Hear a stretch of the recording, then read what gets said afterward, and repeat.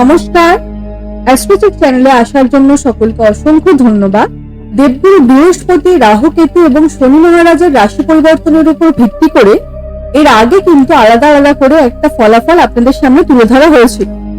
তবে আজকের এই ভিডিওতে জুলাই থেকে শুরু করে ডিসেম্বর 2025 আগামী এই যে 6টি মাস, এই 6টি মাসে সমস্ত গ্রহ কম্বাইন হয়ে এবং সমস্ত গ্রহদের গোচরের উপর ভিত্তি করে সমস্ত কর্কট রাশির মানুষদের জীবনে কি কি পরিবর্তন দেখতে পাবে সেই সম্পর্কে আজকে আমাদের এই আলোচনা। তাই সঙ্গে থাকবেন, সময় সহ আপনাদের সঙ্গে তুলে ধরবার চেষ্টা করব। তো সঙ্গে থাকুন এবং সম্পূর্ণটা শুনুন। সর্বপ্রথম যে পরিবর্তনটা কর্কট রাশির মানুষদের জীবনে আসতে চলেছে তা হলো 28 জুলাই থেকে শুরু করে 13 সেপ্টেম্বর। এই সময়কালটা কিন্তু মঙ্গল গ্রহ থাকছে আপনাদের থার্ড হাউসে। মানে এই সময়কালে যারা অনলাইন কার্যকলাপ করে থাকেন, যারা ইনফ্লুয়েন্সাররা রয়েছেন, তাদের জন্য একটা দুর্দান্ত সময়। এই সময়কালে এনার্জি লেভেল কিন্তু কর্কট রাশির মানুষদের অত্যন্ত হাই থাকবে। তার সাথে সাথে অনলাইন যে কোনো কার্যকলাপে কিন্তু কিছুটা গ্রোথ এই সময়কালে আসতে পারে। এবং 13 সেপ্টেম্বর থেকে শুরু করে 28 অক্টোবর এই সময়কালটাতে কি হবে, মঙ্গল আবার প্রবেশ করে চলে আসছে আপনাদের ফোর্থ হাউসে।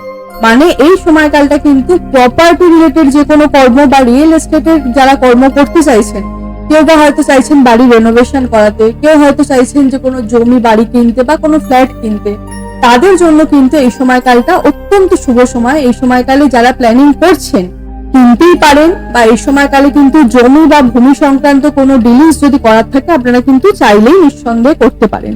এবং সর্বশেষে কি হবে, মঙ্গল আবার প্রবেশ করে যাচ্ছে আপনাদের ফিফথ হাউসে, যেটা কিনা তার নিজেরই ঘর। এবং এই অবস্থানে কিন্তু 28 অক্টোবর থেকে শুরু করে পুরোপুরি ভাবে ডিসেম্বর মাস পর্যন্ত থাকছে। আর কর্কট রাশির ব্যক্তিদের ক্ষেত্রে কিন্তু এই সময়টা অত্যন্ত একটা শুভ সময়। যদি বলা হয় আগামী এই যে 6টা মাস, এই পুরোপুরি ভাবে 6টা মাসের মধ্যে কিন্তু অক্টোবর থেকে শুরু করে ডিসেম্বর এই সময়কালটা কিন্তু একটা দুর্দান্ত সময়কাল। তার কারণ শুধু মঙ্গল গ্রহের যে অবস্থান এই সময়কালে শুভ থাকছে তাই নয়, এই সময়কালে কিন্তু বাকি যে গ্রহদের যে পজিশন সেটা কিন্তু আপনাদের অত্যন্ত অনুকূলে থাকছে। এই সময়কালটা কি হবে, আপনাদের স্ট্যামিনা লেভেল অত্যন্ত হাই থাকবে, এনার্জি কিন্তু আপনাদের মধ্যে ভরপুর থাকবে, যে কোনো কর্মে একটা সাহস পাবেন আপনারা। অত্যন্ত শুভ একটি অবস্থান। এবং এই সময়টা শিক্ষার্থীদের জন্য কিন্তু সব থেকে বেশি বেস্ট থাকছে। পড়াশোনার ব্যাপারে বড় কোনো ডিসিশন নেওয়া বা কোথাও কোনো অ্যাডমিশন যারা নিতে চাইছেন, বা যারা কম্পিটিটিভ এক্সামের জন্য কোথাও কোন রকম ভাবে অ্যাডমিশন নেওয়া বা ফর্ম ফিল আপ করা, বা যাদের এক্সাম অলরেডি রয়েছে এই সময়কালের মধ্যে আগামী 6টি মাসের মধ্যে, বিশেষত অক্টোবর থেকে শুরু করে ডিসেম্বর মাস, 28 তারিখ অক্টোবরের 28 তারিখ শুরু করে ডিসেম্বর মাস, এই সময়কালটাতে যদি কোন রকম ভাবে কম্পিটিটিভ এক্সামের ডেট থেকে থাকে, শিক্ষার্থী বিদ্যার্থীদের জন্য কিন্তু সেই পরীক্ষা একটা দুর্দান্ত যেতে চলেছে।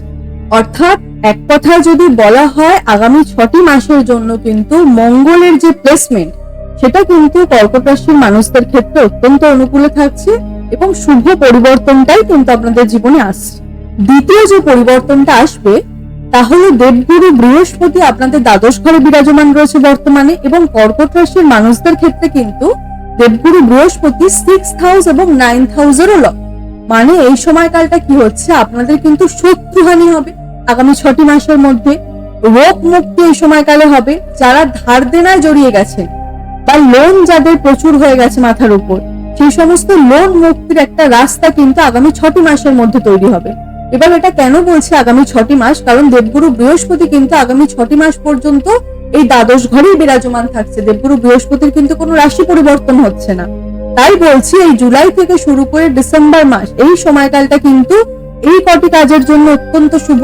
এবং সর্বোপরি যারা বিভিন্নভাবে আইনি আদালতি সমস্যায় ভুগছেন, সেখান থেকেও কিন্তু বেরোনোর একটা রাস্তা এই সময়কালে তৈরি হবে।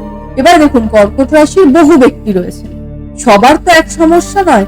এই যে 4-5টা সমস্যা বললাম, এই সমস্যাগুলোর মধ্যে আপনার যে সমস্যাটা রয়েছে সেই সমস্যাটার জায়গায় কিন্তু কিছুটা মুক্তি বা কিছুটা ডেভেলপমেন্ট কিন্তু নিশ্চিত রূপে আসবে এই জুলাই থেকে ডিসেম্বর 2025 মধ্যে। তবে এই যে 6টি মাস, এই 6টি মাসে কিন্তু খরচাও প্রবল মাত্রায় বাড়বে। অকারণ একটা ব্যয় হওয়ার কিন্তু প্রবণতাটা আপনাদের মধ্যে থাকছে এই সময়টা। তার সাথে সাথে 12th হাউসে দেবগুরু বৃহস্পতি মানে কি, লিভার সংক্রান্ত কোনো সমস্যা, হজমের সমস্যা বা পেটের সমস্যা বা গ্যাস্ট্রিক অ্যাসিডিটি, বা ওজন বৃদ্ধি হওয়ার মতো সম্ভাবনাও কিন্তু এই সময়কালটাতে পরিলক্ষিত হতে পারে।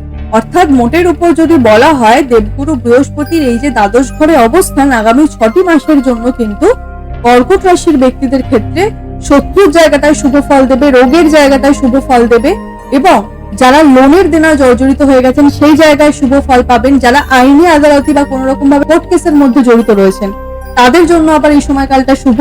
তবে ব্যয় ভাবটা কিন্তু এই সময়কালে আপনাদের থাকবে, এবং পেটের দিকে, নিজেদের হজমের দিকে বা কি খাদ্য গ্রহণ করছেন, জাঙ্ক ফুড যাতে বাইরের না গ্রহণ করা হয়, এই জায়গাগুলো কিন্তু একটুখানি আপনাদের সচেতন থাকতে হবে।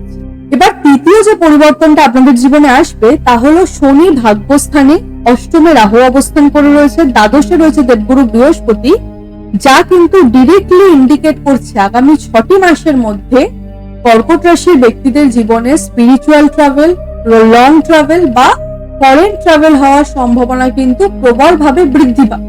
তবে কর্কট রাশির ব্যক্তিরা যারা চাইছেন, যারা ফরেন ট্রাভেল করতে চাইছেন তাদের জন্য, এই নয় যে প্রত্যেকটা কর্কট রাশির ব্যক্তিদেরই ফরেন ট্রাভেল হবে, আমি কিন্তু সেটা বলছি না। এইগুলোর মধ্যে আপনারা যারা বিদেশে গিয়ে সেটেল হতে চাইছেন তাদের জন্য কিন্তু সময়কালটা অত্যন্ত পক্ষে থাকছে। আবার যারা বিদেশে গিয়ে তো সেটেল হতে চাইছেন না তাদের উদ্দেশ্যে বলছি, স্পিরিচুয়াল ট্রাভেল বা কোনো তীর্থস্থানে ভ্রমণ বা একটা লং ট্রাভেল হওয়া, ছোটখাটো একটা ট্যুর হয়ে যাওয়া, এগুলো কিন্তু আপনাদের মধ্যে নিশ্চিতভাবে একটা আসার সম্ভাবনা কিন্তু থাকবে। অর্থাৎ কোনো না কোনো কারণে কিন্তু ট্রাভেল কিন্তু আগামী 6টি মাসের মধ্যে থাকছে, এবং ব্যয় ভাবটাও কিন্তু আপনাদের থাকছে। চতুর্থ যে পরিবর্তনটা আসবে তা হলো কর্কট রাশির ব্যক্তিদের কিন্তু বর্তমানে শনির ঢাইয়ার সমাপ্তি হয়ে গেছে 29শে মার্চ 2025-এ, এবং শনি মহারাজ কিন্তু 8th হাউস থেকে গোচর করে চলে এসেছে আপনাদের 9th হাউসে। অর্থাৎ জুলাই থেকে শুরু করে ডিসেম্বর মাস, এই সময়কালটা কিন্তু যারা কর্কট রাশির ব্যক্তিরা হায়ার এডুকেশন করছেন তাদের জন্য একটা দুর্দান্ত সময়, বা যারা হায়ার এডুকেশনের জন্য কোন রকম ভাবে চেষ্টা করছেন তাদের জন্য কিন্তু একটা অনুকূল সময়। আবার কর্কট রাশির যে সমস্ত ব্যক্তিরা শনির ঢাইয়া চলাকালীন দাঁতের সমস্যা বা মুখগহ্বরের ভিতরের কোনো সমস্যায় ভুগেছেন, সেখানে একটা বেটারমেন্ট আসছে। পারিবারিক সমস্যা যাদের ছিল সেই জায়গাতে কিন্তু একটা উন্নতি বা পরিবার কেন্দ্রিক জায়গাটা ধীরে ধীরে অনুকূলে হবে।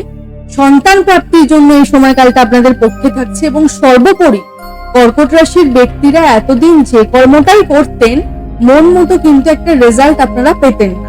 ঢাইয়া চলাকালীন বিগত 2.5 বছরে কিন্তু এই জায়গাগুলো কিন্তু আপনাদের ছিল, যে কর্মটাই আপনারা করতেন সেই কর্মেই কিন্তু একটা বাধাপ্রাপ্ত হতেন, এবং ফল কিন্তু আপনাদের মনের মতো হতো না।